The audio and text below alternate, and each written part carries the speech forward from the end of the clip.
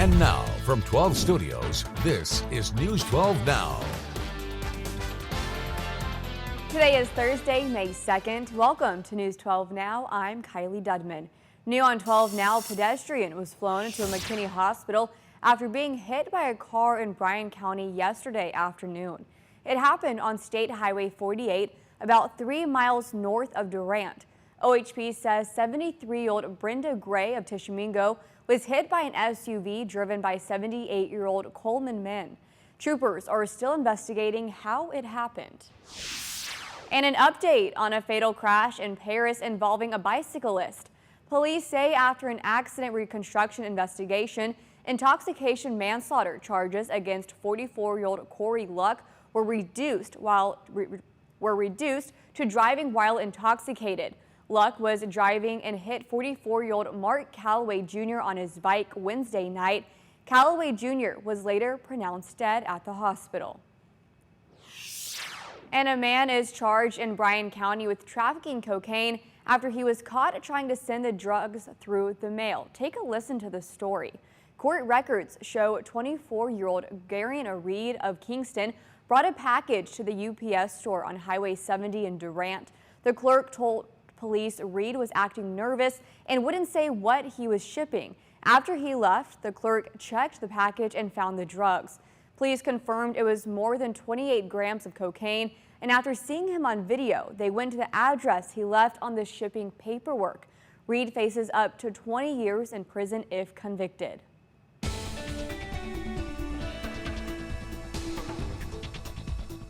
We're finally getting some time to dry out this afternoon after yet another soaker of a morning across Texoma with our latest round of showers and thunderstorms here. Here's the 24-hour rainfall. And yeah, here's the thing about this. At least it wasn't as crazy as Wednesday morning storms.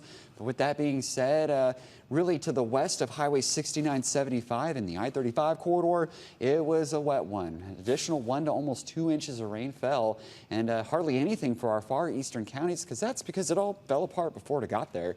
Now, we may be dealing with a mix of sun and clouds through the afternoon and evening, but we do have another chance for storms on the way tonight, and some of those could be on the severe side. Thank goodness it looks like a low threat. We'll bring you the update here in the full forecast. Until then, back to you, Kylie.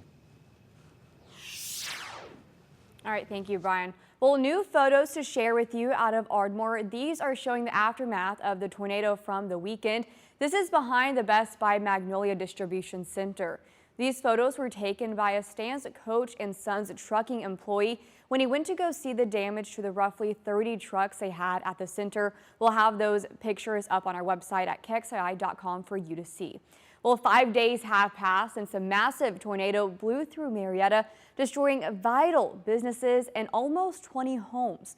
News 12's Hannah Gonzalez looks at the near future for employees. Mercy Health Love County was hit by the EF4 tornado around 11:30 Saturday night. Employees on duty moved 10 patients to the storm shelter. Thankfully, no one was injured. However, the hospital, which employs nearly 150 workers, was severely damaged. We could have lost life, and so I commend our staff for doing what they're supposed to do in times like that. We train for it all the time, but you never know if they're doing it when you're not here. Mercy Health says they will transfer their employees to other locations for the time being. We're going to pay our employees, as long as we can. With the plan to set up temporary services. Like an ER, lab, or a clinic, so we can still provide service for our community. The Mercy storm shelters that were once open to the public will be closed. It's a county-owned hospital, and so we get sales tax from the county. They've helped a lot in this. Across the highway, the Dollar Tree Distribution Center employs 456 associates and delivers to about 600 Dollar Tree stores. The company issued a press release regarding the destruction. They say they're providing, quote, temporary work relocation, well-being resources, and access to the company's Associate Relief Fund, end quote. They believe the majority of the damages will be covered. I have also reached out to both Homeland Grocery and the Dollar General that were also destroyed. I have yet to hear back. In studio, Hannah Gonzalez, News 12. The National Weather Service confirmed with News 12 that the same tornado that moved northeast through Lake Murray was the one that tore through several Dixon neighborhoods. The National Weather Service says the tornado lasted about half an hour, hitting Dixon around 10:20 that night. Tina Cook says getting to a safe area was terrifying. Our hair straight up and, ears popped and her car came up off the ground. Even though that tornado was classified as an EF4 due to the damage in Marietta, the National Weather Service says Dixon does not have EF4 level damage. Well, almost everyone in southern Oklahoma has power again this afternoon, just days after the tornadoes knocked tens of thousands of people offline. News 12's Garrett Stringfellow spoke to OG&E's area supervisor about the work they put into to bring the power back on. At its peak, over 45,000 OG&E customers were without power after the tornadoes. OG&E area supervisor Terry Looney says they got to work right away. We had some members coming in and clearing up debris to get first responders where they could, help get people out of the rubble. And then the next morning we were all hands on deck. The damage was immense. The storm broke 350 poles, and OG&E replaced 500 cross arms, 75 transformers, and 60,000 feet of overhead line as they worked to restore power. We're able to get that on quicker than I had imagined. The guys really worked good together. We have a great team here. As of Wednesday night, all customers impacted by those storms who could take power were back online. It did surprise me, and it just shows not just the support from all departments within OG&E, but the community here. A lot of volunteers. This is a really tight-knit community. And for many of the OG&E employees who live in the area, working around the clock to make these repairs hasn't just been a part of the job. It's been restoring power and hope to their friends, family, and neighbors. It's really humbling when you come over and see something like this, and then you get a chance to help them restore power to their homes, help them clean up the rubble. It touches your heart, makes you feel proud that you were able to help someone. For customers who aren't able to take power just yet, OG&E is continuing to repair service lines and other equipment so that the grid will be ready as soon as they are. In Oklahoma, Garrett Stringfellow, News 12. Tensions and pro and anti-governmental demonstrations tried to push down the annual May Day gatherings across Latin America on Wednesday. Protests happened in different areas all over Venezuela, Argentina, Caracas, Colombia, Cuba, and Peru. Many allegedly government-connected groups trying to break up the protesters, but the groups persisted. Many gathered in union groupings. They claimed poverty is increasing and unemployment is rising. Now, many groups are pushing for a higher minimum wage. The United Methodist Church announcing a reversal yesterday on a ban on gay clergy.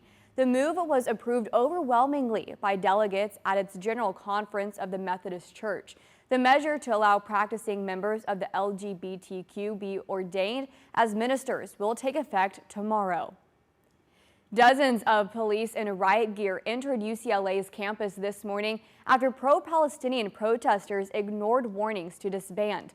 Violent brawls broke out on the campus late Tuesday into Wednesday morning between the protesters and counter-protesters, with the university now investigating the delayed police response.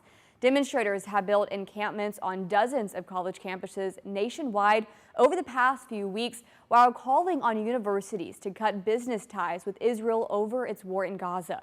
CBS News' Jared Hill has the latest from New York. Police moved in at the University of California, Los Angeles after pro-Palestinian demonstrators were ordered to leave their encampments, now deemed illegal. It follows a night of sometimes brutal violence between the demonstrators and counter-protesters. Chemical spray, even fireworks thrown at the pro-Palestinian camp. The clashes left at least 15 people injured, at least one sent to the hospital. What's your name? UCLA senior Youssef said that he needed 14 staples in his head after he was hit with a traffic cone and beaten with a wooden stick. I thought the police would be our saving rescue. Instead, what ended up happening was we saw the police forming in a large group outside, seemingly watching the events unfold. Police at UCLA didn't step in to calm the unrest for nearly 2 hours. California Governor Gavin Newsom called the response unacceptable. Hey, hey! Police in Hanover, New Hampshire say around 90 people were arrested as encampments were cleared out at Dartmouth College. At Columbia University, only imprints left of the encampment that once marked the epicenter of the student movement, urging universities to divest from Israel over the country's war against Hamas in Gaza. NYPD cleared out the camp and Hamilton Hall late Tuesday after protesters occupied the building. Jared Hill, CBS News, New York. Thank you for watching today's News 12 Now. Make sure to subscribe so you find out why Texoma turns to us. You can also follow us on Instagram and Facebook, where you'll see more social media exclusive content. Want more News 12 Now? Watch us live every weekday through the KXII app on your phone or TV and through our website.